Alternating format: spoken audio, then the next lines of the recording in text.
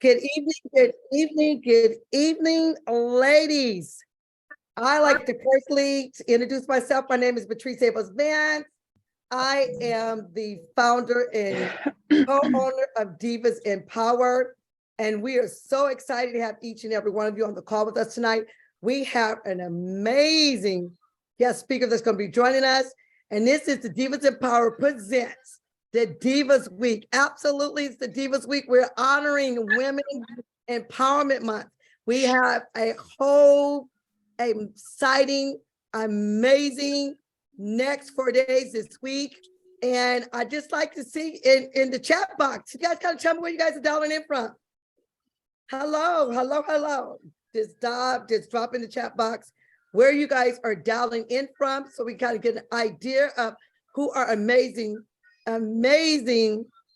audience is. And again, a little bit about Divas Empower. We are a nonprofit organization.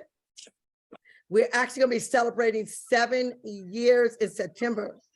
We give back to special needs, something very dear to my heart, at risk, domestic violence, sex trafficking, homeless, and we have 15 regions across the United States, 2 international regions, 1 in Mexico and 1 in Bermuda.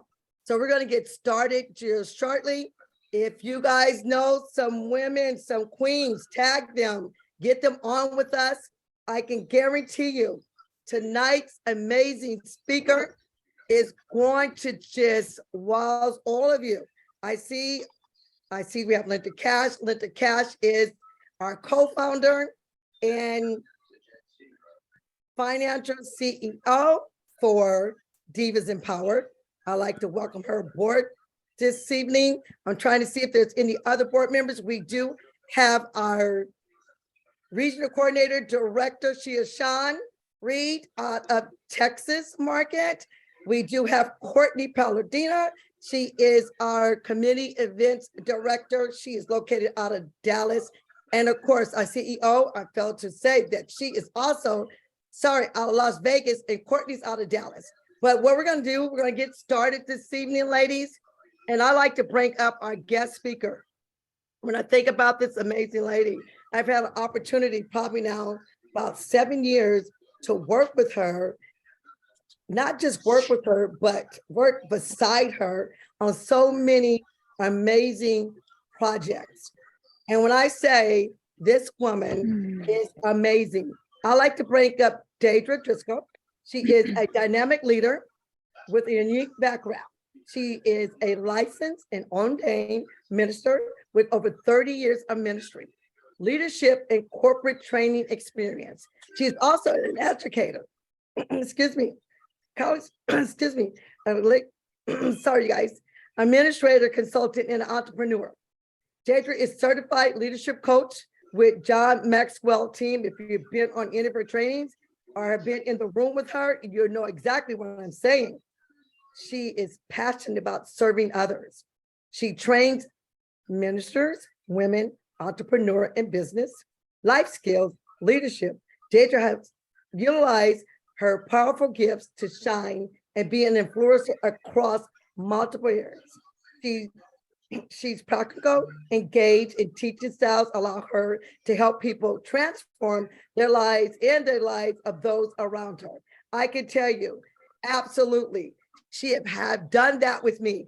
And I just have to say, it was just an honor for her to accept to be on, to start a week out for the Women's Empowered. Deidre Driscoll, I like to hand the call over to you. Well, thank you, Patrice. And I want to say thank you also to the Divas Empower, all of my sisters across the country, as well as in Mexico and Bermuda. We are so excited to be here tonight. So I'm going to ask Patrice, can you make me co-host so I can share my screen? And we will get that going. So before I get started, I want to also welcome all of you amazing ladies on the line. And in the event that there might be a brother on the line, a gentleman on the line, you are welcome as well. We don't want you to feel like you are not welcome, because you absolutely are.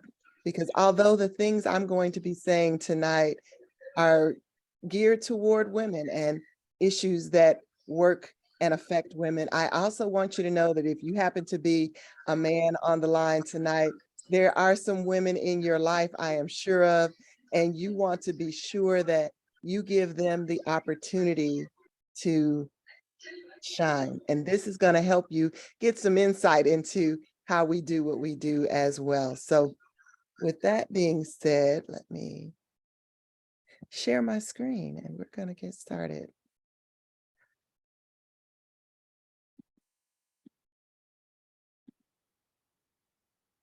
All right, I think we're good. Can everyone see my screen? Now, I do want to be interactive, so I want you guys to also make sure you grab hold of that chat box at times, kind of talk to me a little bit. So let me see if I can, my computer sometimes gives me a little fun. Let me see if we can move this over. 1 second. Well, you know what? We're going to roll with it this way and I will be okay. So we know that leadership is influence. That's what I'm going to talk about tonight, that leadership is influence. Now, for those of you who are new to leadership training, maybe you've never had a formal leadership training, we're going to cover a couple things pertaining to leadership so that you don't have that feeling of, well, I don't really know if I'm a leader or not, because if you are on this line, let's start there. If you're on the line, you are a leader, because you would not have gotten on a call like this if you weren't. So you may not realize yet where your leadership strengths lie, but I want you to know and start off with that I am a leader. So that's what I need you to do for me, is jump in the chat box and affirm that I am a leader. So I am Deidre Driscoll. I'm passionate about helping others succeed in life, in faith, in business, and in leadership. So these things are going to help you succeed, not just in business, although I'm going to be talking a lot about business, but I want you to think about this in terms of your personal life as well. So let's get going. So as Patrice mentioned, I am a member of the John Maxwell team. This is my good friend, John Maxwell. And for those of you who may not know who he is and has been voted and appointed as the top leadership trainer in the world, not just in the United States, but in the world. And I had the amazing opportunity to train under him and be a certified member of his team. I first encountered John Maxwell leadership materials over 30 years ago when I was first getting started out, and it transformed my life. And so I came full circle when I got the opportunity to officially meet him and have that moment. Now, for those of you who may have heard him, he has a really deep resonating voice. So to have him say, you know, Deidre, I'm proud of you, was a moment that I'll always remember. I hear his voice in the back of my head often when I'm teaching leadership, because I spent so much time learning principles of leadership from him. So one thing, and the primary thing that he taught us first, is that leadership is influence. And I want you to take that into consideration. Leadership is influence. Now, we're going to talk a lot about things that happen because of a person being in leadership, things you do when you're in leadership, but the underlying principle I want you to keep in mind is that leadership is influence. And when it comes to influence, you know, you can influence people in a positive way. You can also influence people in a negative way. You can influence people because of a position you're in. You can influence people you know, by exchange, and maybe someone has something you need, you have something they need, and you guys come together and you influence one another to get a common goal. You may, you know, be a persuasive person. So I'm going to ask you to kind of go back in time a little bit. Think back when you were a kid, because they're leaders and then they're followers. And at different points in our life, we may be one or both. It's okay to be a follower if you're a leader, but there's certain things that have to be in line in order for that to happen. So when we're talking about influence, I want you to think back to when you used to play as a kid, before you had worries and bills and responsibilities, just playtime. When you went around and it was a group of kids, There was always a kid who decided what we were going to play. There was always a kid who kind of delegated who was going to be what in what we did. Were you that kid? Were you the one who said, we're playing house, or we're playing school and I'm the teacher and you're the student, or we're going to jump rope, you're turning and I'm jumping, or whatever the case may be? Were you the one who influenced how the situation came out? If you were, and I suspect that some of you probably were, then you were a leader even as a child. Some people debate whether or not leadership is something that you're born with, leadership skills, or something that can be developed. You can develop leadership skills. Some people have a stronger innate inclination toward leadership, but whether you were born with it or you're learning it as you go, the main thing you need to always keep in mind is that leadership is influence. So I also want to start by saying that leadership and management are not the same. Now, it is a wonderful situation if the person that is in management has leadership ability. It's a great situation for the team. But I also believe some of you, if you've been around the workforce any length of time, have probably had at least one manager or supervisor or director or whatever it was called in your organization who wasn't a good leader. Now, to protect the innocent or the guilty, I'm not going to ask you to raise your hand or to name any of them, but I want you to think about what that experience was like. If you had to work under someone who did not have good leadership skills. Oh my goodness, it is such a difficult thing to do because they're not understanding how to get the team or the unit or the department moving together in the right step. They're unable to unify or get decisions made. And so there's always a leader. It just may not always be the person with the title. So I want to be clear that leadership and management are not the same. It is always great if the manager, leader, supervisor, or manager or supervisor has great leadership qualities, but in the event that they don't, a leader will still arise in every organization and every situation. So the first point we want to talk about is that leaders take the oversight and solve the problem. Leaders take the oversight and solve the problem. Now, what does that mean? If you've got a group of people and they're trying to figure out something, or if there's a question or there's a problem or there's a situation that arises, most people will sit around that circle looking, hoping that someone else figures it out or that someone steps up. A leader can't do that. A leader is not going to just sit around and allow a problem to fester and go on if there is something that can be done. Now, I want you to picture someone, perhaps you have a dog and you have a leash and you take your dog on a walk on the leash. So as you're taking your dog on the walk on the leash, you holding that leash is keeping that dog safe. You keep the dog at a certain distance. They can still run and frolic, but you're keeping things in a certain perspective. Imagine just letting go of the leash and the dog just runs free. Now, most people, unless you have a very old dog, most young and vibrant dogs are going to take off and go running all through things, potentially getting into harm's way or getting into things they don't belong in, running into someone else's yard, running into the street. It's going to just run amok if you don't have any guidance there. That's what that leash is. And so leadership works that way. It provides that oversight. Someone has to be in that position where one, they're holding the reins, so to speak, and keeping things in order, but also that whatever the situation is responding properly to that person's leadership.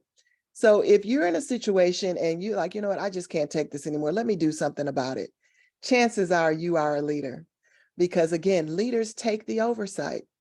And if the person who should be taking the oversight isn't doing so, a leader is always going to step up, whether they're being paid for it or not, just because they're going to want to make sure that things are done decently and in order. And because leadership is influence, they're going to be able to bring a calm and a peace to the situation, or at least rein it in in a way that it can be managed.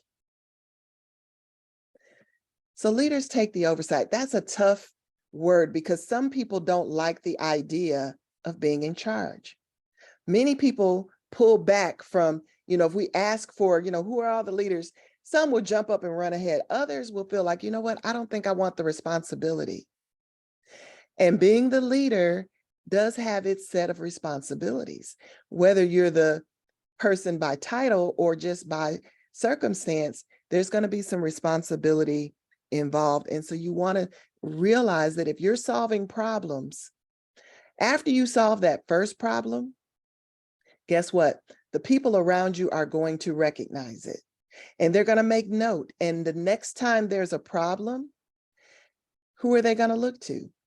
They're going to look to you because you've already exhibited that leadership quality that you can solve a problem. Now, I'm going to come out of the boardroom, come out of the office, and I'm going to go home for a minute because ladies, you are leaders in your home. Now, again, whether your home makeup is you and a spouse and some children, or it's just you, or just you and some children, or perhaps you have parents who are there and it's still, but if it's your house, guess what? You're a leader in your home. And I know that, and I know that you walk in leadership every day in your home without thinking about it, because part of that is innate in you as a woman. You're figuring out how to stretch the food from paycheck to paycheck, which meals to cook on what day, and you're figuring out who's going to wear what, and making sure that all the laundry is done and that the kids, you're being the mom taxi and you're getting everyone where they need to go. You're carrying out all of those tasks in a way that you're influencing your family unit. They're looking up to you. Chances are your kids really don't wake up thinking, am I going to have clothes to wear? Now, they may be wondering about a specific outfit, but in general, because you've taken the oversight in the running of your home and to making sure that you guide your family a particular way, you are in a position of leadership and they look to you for that. And again, if there are any guys on the phone, I am not trying to, this is not a dig, but one of the, a phrase, I'll use it that way, that I always laugh when I hear men say in a home, it's almost like it comes with the I do, and it comes with having kids. The guys will say, ask your mom. Doesn't matter what the situation is. By default, they're going to say, ask your mom, because they're recognizing you as the leader in the home. Even though the man may be the man of the house, if his first comment when the kids come running with something is go ask your mom, he's already by default identified you as the leader. Even if he didn't call you that by name, he is giving you and deputized you in that way, because often knowing that family dynamic again, leadership is influence. Who is the person who has the most influence in any given situation? Now, ladies, I'm going to just be honest with you. Being a woman in leadership, you are judged differently. I wish this wasn't a true statement, but it really is. Even though we've come so far in women's lib and all of these things, you would think that women have been in the marketplace for well over 50 years, but by now you would hope that we'd come further and we were looked at as equal, but it's not that way. It is not that way.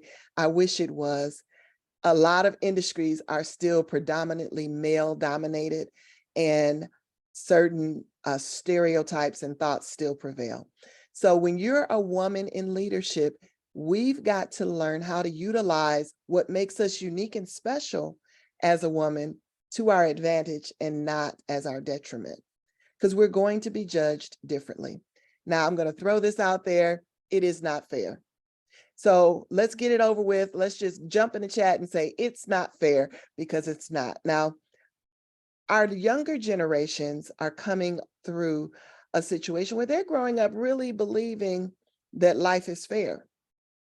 Often a lot of our younger kids have been raised to believe that things are equal, or that just because I'm here, things should happen. But that's not how real life is. That unfortunately is part of the fairy tale.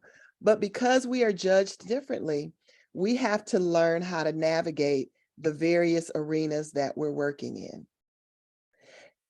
Now, when some of us were growing up, we really didn't get a say-so at home. Whatever mom or dad said, that was it.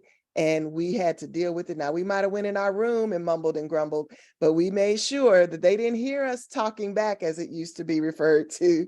And we followed the leadership in the home. But now in the home, kids have a lot more voice in a lot of homes, or they're being exposed to other children who have a lot more voice. And so they come home testing the leadership at home and see, let me see if I can act like Johnny did in school or act like Ann did at school. And then we have that leadership moment where we discover who really is the leader in the home. But knowing these things are important, because you can be successful as long as you learn how to navigate where you are and you recognize which things are what they are, which battles you choose your battles well. So now I'm going to give you some tips for being an effective leader. And with that, I want you to just keep these in mind. If you want to screenshot this, you are more than welcome to do so. But I'm going to take each one, but I did put them all on one slide just so you could screenshot and grab them. Business and emotions don't mix. We're going to talk about that. Secondly, use your intuition and insight to your advantage.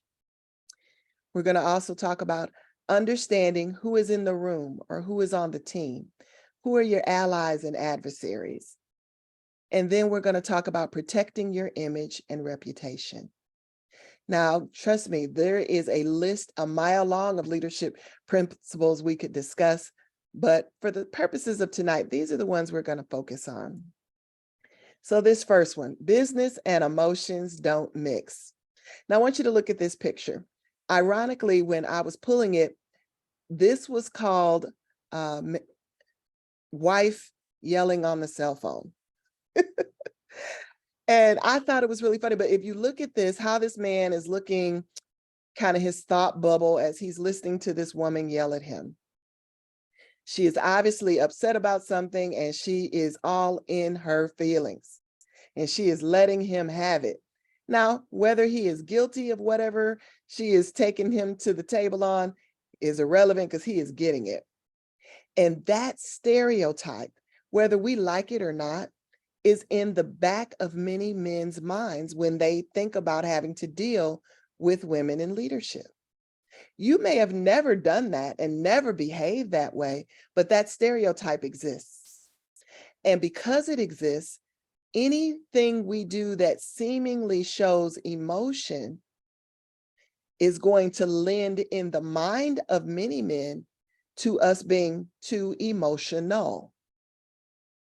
And there is a difference. Showing emotion and being emotional are different, especially if you're in business. We've got to master being able to keep it under wraps, to not let ourselves go from 0 to 10 in 2.2 seconds. And that takes some work. That takes some self-work at home. And whether you're a person who prays or meditates or whatever your personal thing is that you do in order to bring calmness to yourself, you do have to bring that with you to the workplace. Even if you are in a position of leadership, and especially if you're in a position of leadership, because you don't want to get into a situation where you get pegged as the one who's out of control or the one who's always popping off or crying or getting upset and all of those stereotypes, because most women are never going to do that. But every now and then, whether it was what happened at home before you got to work or what you know is going to happen when you get back, or something one of your employees did, or people that you're working with, something that they did, we have to always remember that in the workplace, we're not to come in like mom. These aren't our children. So we can't give them the mom voice and give them the, I'm going to give them a piece of my mind. Keep all pieces of your mind, lady, because you need your full mind in order to do what leadership requires. So don't waste your time, especially if you're dealing with someone who is not a strong leader. Now, when we talk about leadership, there is a principle that John Maxwell talks about, and it's the principle of the lid, or the law of the lid. And that talks about how where a person's top level of leadership resides. So if a person gets placed in a role or a position that is outside or above that lid, that's going to cause a problem. Because I mentioned earlier that leaders can follow, but leaders can only follow leaders that are their equal or stronger. Because if a leader finds themselves in a situation where they have to submit to the leadership and direction of someone whose leadership skills are weaker than theirs, they're not going to last very long successfully in that situation. And they will either exit, whether that be they change jobs or something else, or it's going to eventually boil over and cause friction. So if you're in a position of leadership, you've got to understand that, because you can't get mad if the person that is maybe beneath you on the org chart, so to speak, has stronger leadership skills than you. A wise leader will use that to their advantage, but you can't try and suppress them just because you're in leadership by title or position. Because leadership is influence. And if that person has more influence than you in your situation, whether that's your department, your business, your company, or any of those areas, then you're going to need to learn how to use them to your benefit. And we'll talk about that a little bit more later. But again, you want to pay attention to your emotions, because again, it's easy for us to get upset, but when we get upset, we've got to learn how to dial it in and not just blow up, especially if you're in a position of business. Now, next, use your intuition and insight to your advantage. Now, it has been said that women are the weaker sex, or the fairer sex, but it has never been said that we are not the smarter sex. So ladies, know that you are brilliant. You have intuition in situations. You see things coming before they happen. You know how to size up a situation. I don't know if it is connected to ovaries that we have a heightened sense of these things or what, but I just know that as a woman, we see things differently. And often the battle begins when we want a man to see it the way we see it. Well, they don't. They see things, men generally tend to be more headline, and women tend to be more fine print. Now, I know that's a newspaper analogy, and maybe some of you don't go back as far as when the newspaper was the thing, but generally men want to see the headline. What is it? Women are dealing with the fine print or the details, all of that. And because we're dealing with the details, we often know more about certain situations than perhaps our male counterparts who were just looking at the headline might be aware of. So use that to your advantage when you're in leadership. You don't always have to tell all of the story, but you do have to use all of the details in order to make informed decisions. If you're dealing with a situation where you know your team, which is another thing we're going to talk about, but when you know your team, you recognize, what is it that I need to accomplish in the end? And who or what are the best tools that I have at my disposal to make those things happen? Doesn't always have to be you doing it. It could be someone else. You're still going to get credit for it if you were in charge. Now, I'm going to go back to a family example. Now, growing up, if you grew up in a household perhaps where you had brothers and sisters, there was always a particular sibling who had influence in certain things. So often, if the kids wanted to do something, they confer together and pick a particular sibling to go ask mom, or a particular sibling to go ask dad. Or maybe you were with your cousins and you all wanted to have a sleepover and you appointed the favorite child to go, and you go ask if I can come over your house, because if I ask my mom, they're going to tell me no. Again, leadership is influence. So we're talking about these leadership traits. I don't know, maybe some of you might have been that one who had to go ask, but Because of that, again, you got to use your intuition and insight. Ultimately, I know what I want, but what is it that we need to do? What is the wisest way for me to get it? Now, I'm going to give you another example. Let's talk about election time. When it's time for a candidate to get elected, now, especially in our more recent elections, there have been really hard, fast divisions around parties. But if you go back into the dynamics across the country, in any given state, the local grassroots organizers in the various areas, the ones that were really successful of getting the vote out, got whatever it was they were trying to get passed or whoever they wanted elected, because leadership is influence. Now, those individuals may not have been other elected officials. All of the people that voted for the president didn't start out necessarily as people who were on the president's list of people to call, but the president knew and networked with people who could get the votes that he needed in order to be elected. And that's the same principle that leaders have to understand. That, I mean, there have been many situations where I may not have been the lead person, but I had some say-so in kind of how things turned out because of my influence over the other people in the situation. If a vote has to be taken, definitely if you're a leader, you don't want to go into it blindly, not kind of knowing what is the temperature of the room. Don't call a vote you're going to lose. Take the time to be influential so that you make sure you have the votes you need at the end of the day. And again, that can mean many different things. If you're making decisions at home and you realize that it's going to require a few things to be in place in order for your spouse to go along with it, the leader taking the oversight and solving the problem is going to make sure certain things are already in line so that before you bring it up, you've answered the objections before they even arose. So that brings us to that point of understanding who is in the room. These are tips for being an effective leader. Who's in the room or who's on the team? Who are my allies and my adversaries? Again, when you're a leader, we're taking the emotion out of it. So these don't have to be my BFFs. We don't have to go out for drinks after work or hang out on the weekends.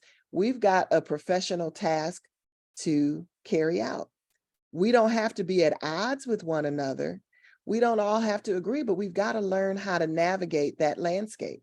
So understanding whether it is a team, a department, a volunteer organization, or a paid organization, whether it's the people that are above you on the org chart, as well as the people below you on the org chart, and the people that are your peers side by side, it's important to understand how they tick.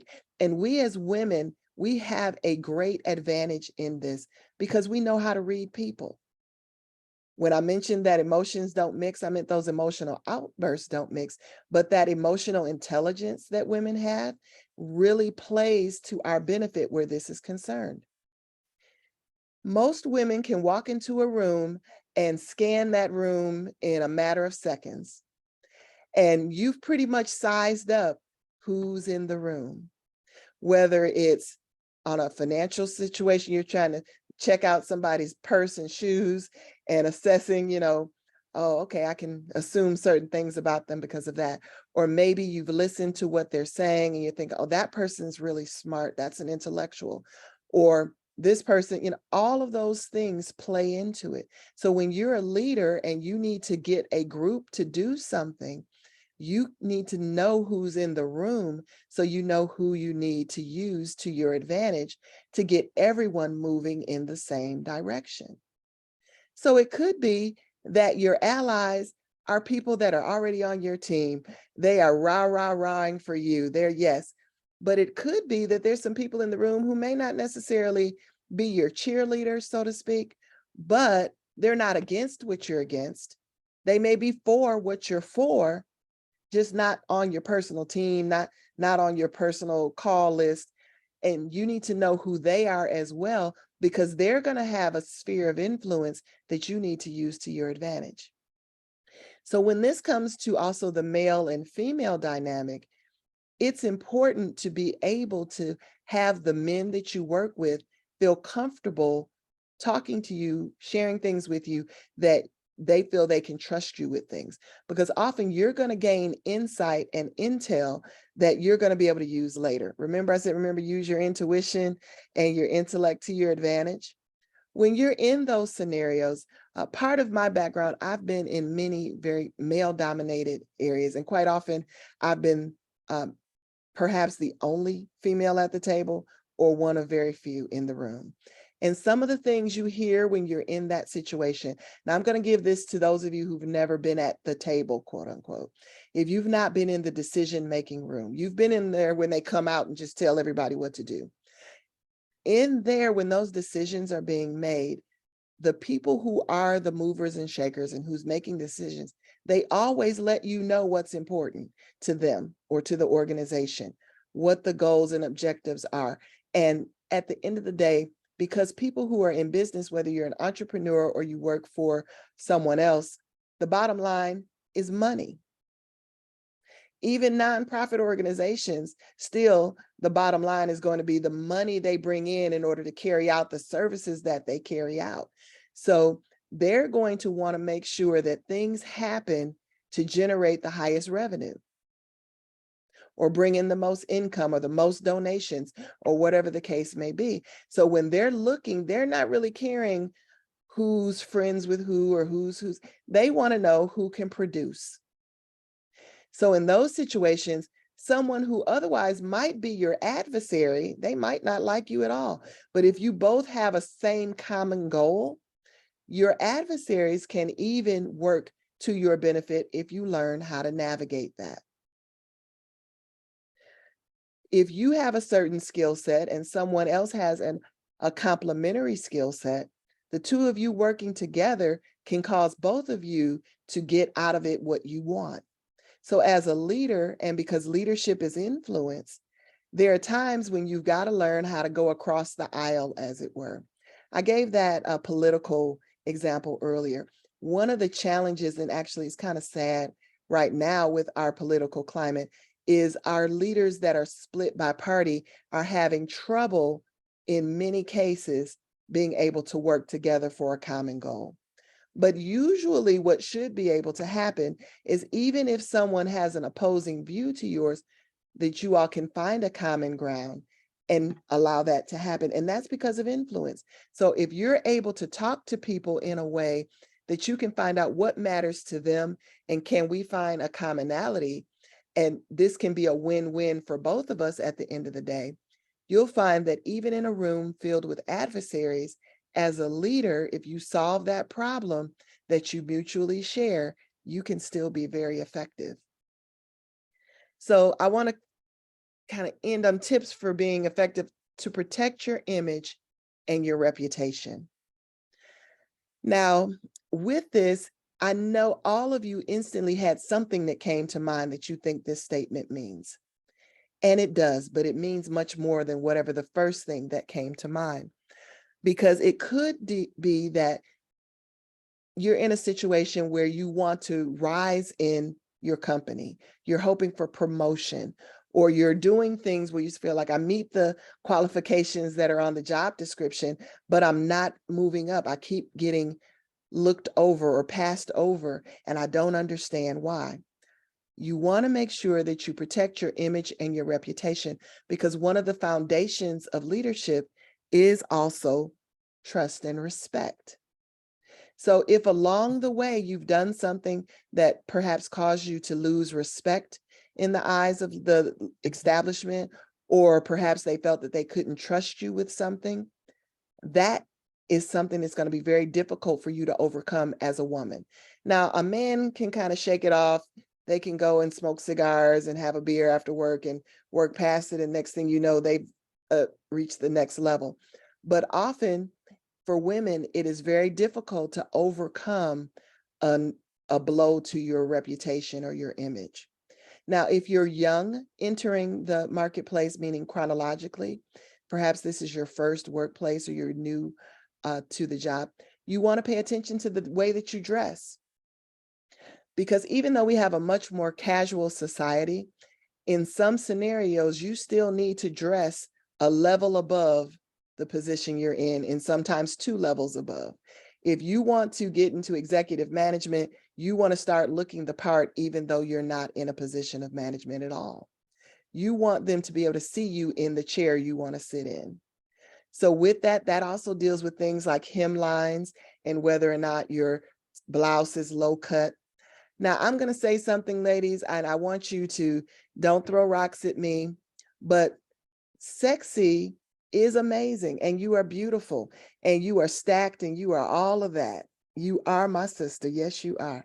But in the business arena, you want to tone back some of what sexy is out in the world and out at the club, because again, you know that leadership is influence, and you don't want the influence that you're exerting to be sexual, because you don't want it to be thought that you slept your way to where you went. You want the biggest thing that they're noticing on you to be your brain. So you don't, again, you want to be mindful of your, your blouse. Is it too low cut, or am I leaning over? Maybe my blouse in and of itself wasn't, but I'm leaning across the desk and I'm giving him imaginations. He's checking you out. So these are things that, again, often I've talked with women, and I've had some women get very offended with me when I say, well, it's your hemline. Yes, they make suits with all sorts of hemlines on the skirt. But if you chose the one that was mid-thigh, in most professional arenas, they may not tell you you can't wear it, and they may definitely enjoy you walking around giving them thigh. But when they're making certain decisions, that's not going to be what they want to put out front in certain situations. So it may be that you need to, budget in such a way that you have your after work wardrobe and your work clothes. Now, years ago, we used to have school clothes and play clothes. Now, I know nowadays kids don't necessarily know what that is, but some of you I know on this line are perhaps mature enough that you remember when we had school clothes and play clothes. So in the workplace, you want to make sure that your play clothes are for play and your work clothes are for work, and that the two don't, there isn't a blurred line between the two. Because again, you want to make sure that as a woman stepping into a role of leadership, that they're following you for the right reasons, and that you're not creating distractions. I'll say it that way, because again, men are very visual, and you're beautiful no matter what you have on. But if you're exposing certain parts of your body a little bit more than would be professionally acceptable, their mind may wander to things. And I know that you're going to say, well, you know what? This is what I'm wearing, and they need to get their mind together. Well, perhaps they do.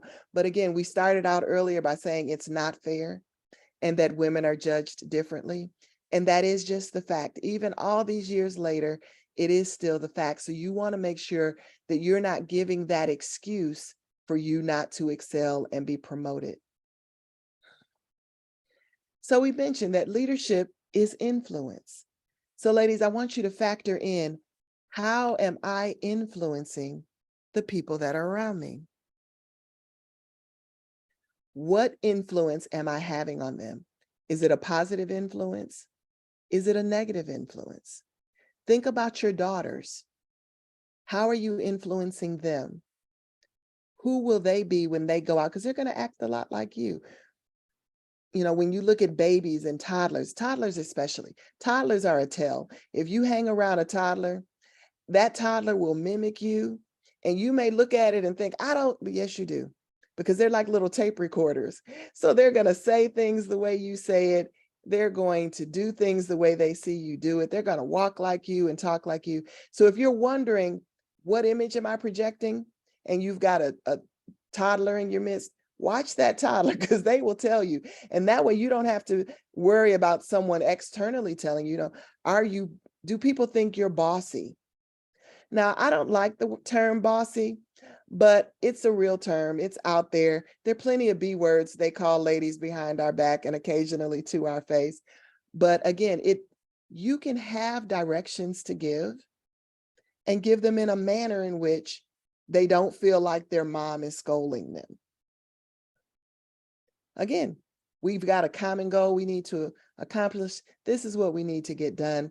Now, if I have to issue reprimand, I don't love to do that. If I do it, I have to. But even in that, I don't want to be doing it with my finger wagging like I'm doing that, because again, these are things where we come off as women as being judged for being overly emotional. Now, men can do the exact same thing. They can use the exact same words, but sometimes they come off differently. So for us, that wisdom piece again comes in when we learn how to use what we have to get what we want. Now, we've been doing it at home all the time, but we've got to just temper it a little bit so that when we're in the workplace, we use it to our advantage. Because again, leadership is influence.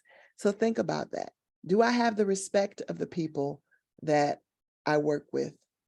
Whether it's in a professional or a social setting, whether it's in a paid or a volunteer setting, whether it's in your personal business or a company you work for, whether it's the PTA group that you're a part of at your kid's school. Measure the influence you have and use it to your advantage. But again, I want you guys to realize that leadership as a woman is an amazing thing. We're natural born leaders in many cases, but if you're the person, before I go, that's shy and you're saying, you know what, I don't think I'm a leader, Deidre, or I don't even want to be a leader. Still know that even if you don't want to have your name at the top of the chart, there are still going to be opportunities for you to use the influence that you have, and don't shy away from it. If you're the person who would rather someone else give the instruction and you follow it, there are times for that. But when the situation presents itself, step right up and use the influence you have to mold the outcome the way you know it should be. Because whether you're in your home, whether you're on your job, perhaps you own a business, if you're dealing with customers and clients, or you're dealing with coworkers or children and family, leadership is influence, and you are always in a position to change the temperature in the room. You can influence it in a way that brings it to the outcome that you would love to see. It's proven time and time again. You just have to be wise about how you lead and be honest with yourself about the level of influence you have or the leadership capacity you have. Last point, if you realize you're in a situation where maybe you've bitten off a little more than you can chew, or things are more than you can handle, then ask for help. Go for more training. Leadership training can help your capacity, because there are people who are really great, maybe leading 5 people, but if they're promoted into a situation where they have to manage 15 people, they're overwhelmed.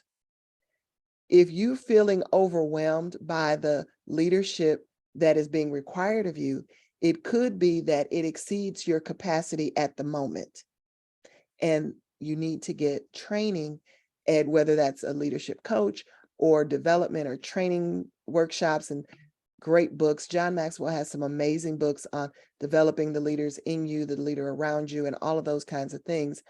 But be honest with yourself about your level of leadership, because it can increase.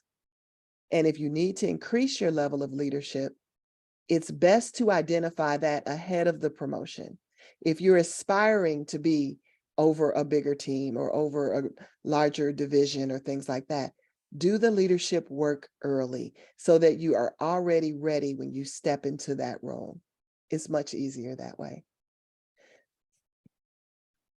Well, my name is Deidre Driscoll, and I thank you for giving me your ear to talk about leadership tonight.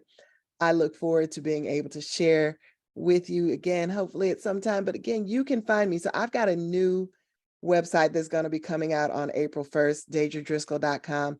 Kind of stay tuned for that. I am excited. I really was pushing to try and get it out by today, but it will be out by April 1st. We have mmimanagement.net. My travel business is mmitravelteam.com. You can follow me on Facebook or Instagram. I love to hear from you. If you're interested in leadership training or coaching, that information again is going to be being released on deidredriscoll.com. But message me, reach out to me, let me know. I'll definitely add you to our list. And I want to turn it back over to Patrice. Thank you. Adrian, you never seems to amaze me. Thank you so much, because a lot of things that you have said is true. As female women, being empowered and being leaders. I was one of those that was in a leadership role, in a management role. And when you say a minority female with a good old boys club, so I know what it is. I know what it feels like, but I never allow them to stop me from doing anything that I put my heart to. When you're a child of God, everything is unlimited. So I personally like to tell you, the divas love you. Thank you for coming on. I'm going to open it up to the ladies. If you guys like to ask Deidre some questions, you can just raise your hand. You can come off of mute. Any questions, comments?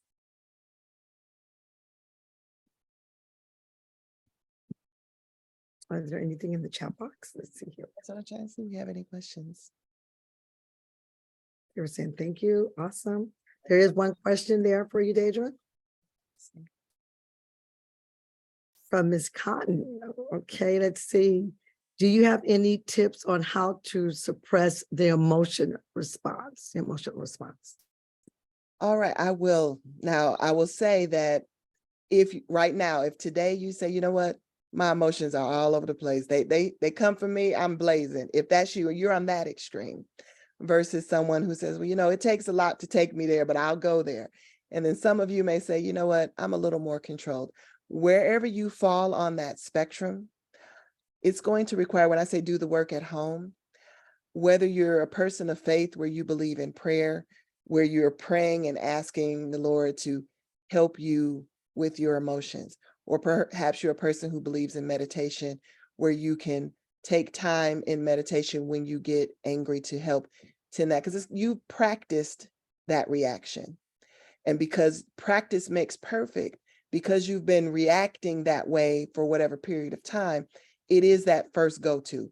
It's what you naturally do. But because practice makes perfect, you're going to have to work at practicing the opposite reaction, holding your tongue. And that, like I said, is some of the work you got to do at home sometimes. It may be that you have to excuse yourself for a second, go into another room, step outside, go in the bathroom, and, you know, do your heavy breathing and all of that.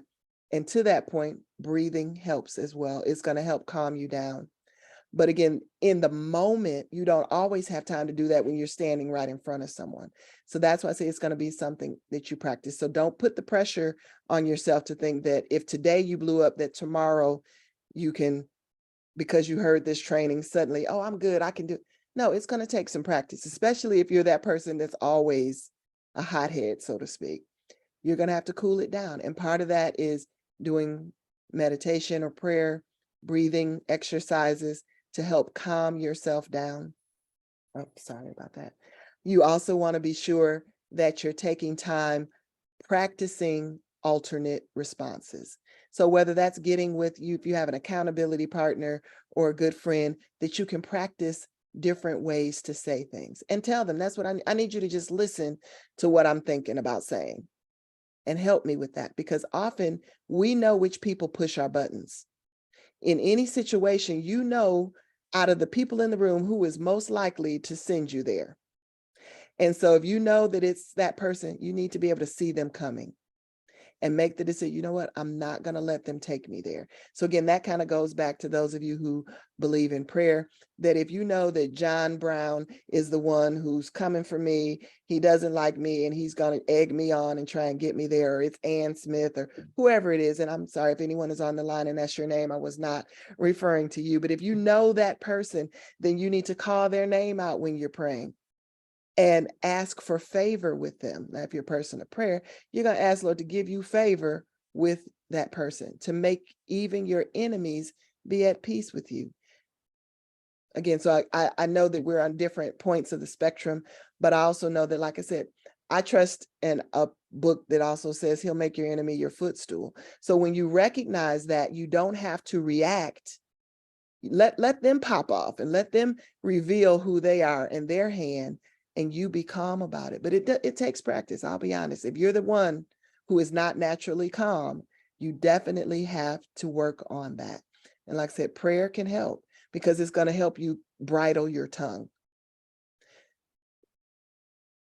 I'll leave it at that because I don't want to say too much on that. But I will say that, you know, I can give you some other tips offline, but that's the best, is that you're going to have to practice it. Get someone that you can practice different and better reactions with. Someone that'll be honest with you, not someone who wants to, you know, set it off with you. You know, get someone who is going to be honest with you and help you practice on those answers. And was there another question, Patrice? I didn't want to miss. There was a lot of comments on that. Christina, wonderful training. I've started reading more leadership books, and it's all about learning and inspiring and influencing people to be their best. She said, thank you. And Miss Cotton, she said, that's her homework. My tongue can be sharpened, so I'm going to try to find out different ways to compensate in those situations. She said, thank you very much. And then Kelly also said, awesome training. She loved your leadership skills. Yeah, and when you're thinking about it, ladies, trust me, look at the people that are around you. Because I kind of made that joke about if you've got that friend who comes to want to set it off with you, they're not the one for this assignment. Look at your circle. Because as you rise in leadership and your skills develop and you're going to new places, sometimes you have to adjust your circle. Because again, if you have goals where you want to see yourself in that top square on the org chart, or you see yourself growing to where you're running in different circles, you want to rub elbows with millionaires and billionaires, and you want to be in those other rooms and invited to those other tables, then you have to also look at your circle. Because some of your friends are good for certain purposes and bad for your success. That's a tough one, because we as women, we want to take the whole village along, and the whole village can't be invited into every room with you. So if you know that you've got that one good girlfriend who is always ready to cuss somebody out and encouraging you to do the same, she is not the one to help you with this homework assignment. And it is not, you know, a negative thing. She may have been your good girlfriend since 5th grade, but if she is the one who is going to most likely be behind you with a pitchfork and ready, let's go get them, she's probably not the one to help you with this particular assignment. And if you don't have anyone in your circle like that, then you need to start looking for new friends. In an organization, for instance, like Divas in Power, part of that networking that you get with other women is that you're going to come across a wide range of women with all sorts of backgrounds, and you can begin to develop new relationships that are for specific purposes. When you're in a professional space or an entrepreneurial space, you're going to want to surround yourself with women that are excelling in that space, so you can glean wisdom from them. Now, they may not be women that you're going to go to the club with on the weekend or something like that, but you need them in your circle so that they can become direct or indirect mentors, that they can provide sound and wise counsel to you. If you're a new mother and all of your friends are your same age and they're new mothers, all of you might be having the same struggle. You might need to find a mother whose kids are grown, or a mother who has done it successfully before you, who can give you motherhood advice. It's the same thing. Whatever those areas are, you want to also check your circle, because that might also be contributing to your challenge in that area. Absolutely, Linda. Trust me, being the only woman at the table has its blessings and its curses. I've heard much more than I wanted to hear. I know much more than I want to know. But I will tell you, when you're in those situations, if you find a male mentor in those scenarios that believes in you, they can help you break through some of those barriers, because your leadership can get you into rooms that supersede even your experience, your qualifications, and your background, if the right person calls your name in one of those rooms. So again, I know we're talking about women, and I spent time telling you about women. But again, I'm not discounting the men at all. We love them, and there are plenty in those circles that, again, will be an advocate for you. That's why it's going to be important for you to know how to read the room and who your adversaries are and who your allies are, because they can help take you places. They'll also tell you things, sometimes they'll betray the bro code, as it were, if you get a good one. They're not going to tell us everything, but they'll tell you enough that you need to know to kind of have you rein back in certain things, or watch this or watch that. Listen to them, because they know. And if they trust you enough to share that with you, don't betray that trust, because they're confiding in you for your betterment, and you don't want it to be known that they were the one who betrayed the bro code and told you what was going on the other side. Any other questions? I thank you guys. I appreciate this opportunity, and I look forward to working with you guys on many, many things, because all of us have tremendous goals. So I know this is a powerful line, and I look forward to seeing all of you shine. And thank you again, Deidre. And we're looking forward to getting you on one of our next events. I'd like to personally tell you, we love you dearly, and we are going to close out the call. Thank you so much, everyone. Have a blessed evening on purpose. Good night.